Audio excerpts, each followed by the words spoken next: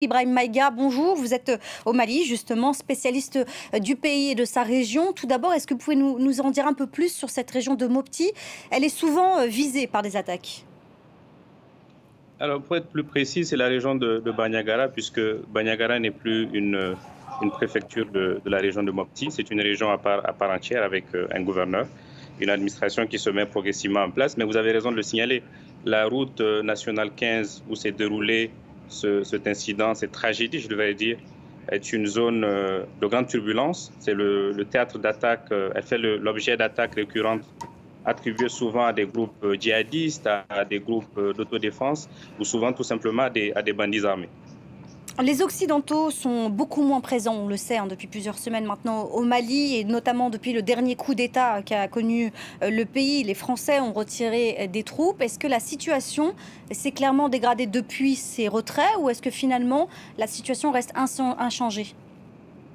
Alors, je ne pense pas qu'il y ait de lien de cause à effet à ce stade entre le retrait progressif, le redéploiement d'ailleurs de l'opération Barkhane, pour être plus précis, et l'incident, la tragédie qui s'est déroulée hier dans la région de Bandiagara. Par contre, le retrait progressif annoncé par la France, notamment, est un motif d'inquiétude non seulement pour le Mali, mais également la région. Parce qu'il faut le préciser, malgré les efforts accomplis ces dernières années par les pays de la région, par le Mali, la dépendance et le lien de dépendance entre la France et les pays de la région et les armées de la région, en particulier le lien avec Barkhane reste très fort.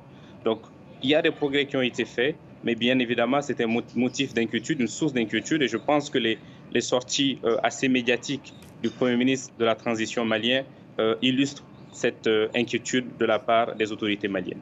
Une alternative qui avait été avancée, c'est la présence de la société privée russe Wagner dans le pays. Elle est connue pour avoir déployé des hommes dans plusieurs pays africains. Est-ce que ce genre d'attaque, 31 morts, est-ce que ça peut convaincre la population que ce genre de présence est une alternative qui pourrait marcher? J'entends des hommes privés, des sortes de mercenaires d'une société privée. Est-ce qu'eux peuvent être une alternative concrète à cette insécurité?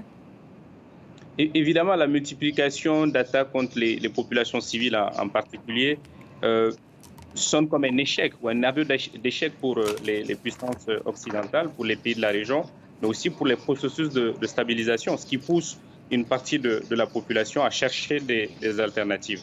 Et effectivement, une des alternatives qui a été beaucoup évoquée, du moins dans les médias, démentie par le gouvernement malien, c'est le recours à une société privée de sécurité, en l'occurrence Wagner. Mais je ne pense pas que Wagner puisse être une réelle alternative.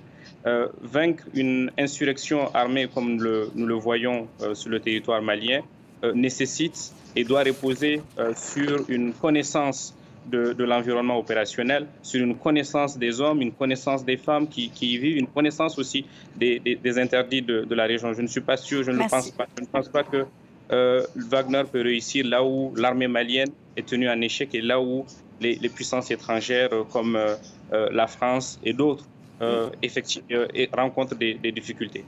Merci Ibrahim Maïga, je vous interromps malheureusement au manque de temps. C'est la fin de ce journal. Restez avec nous, l'info revient dans 15 minutes sur France 24.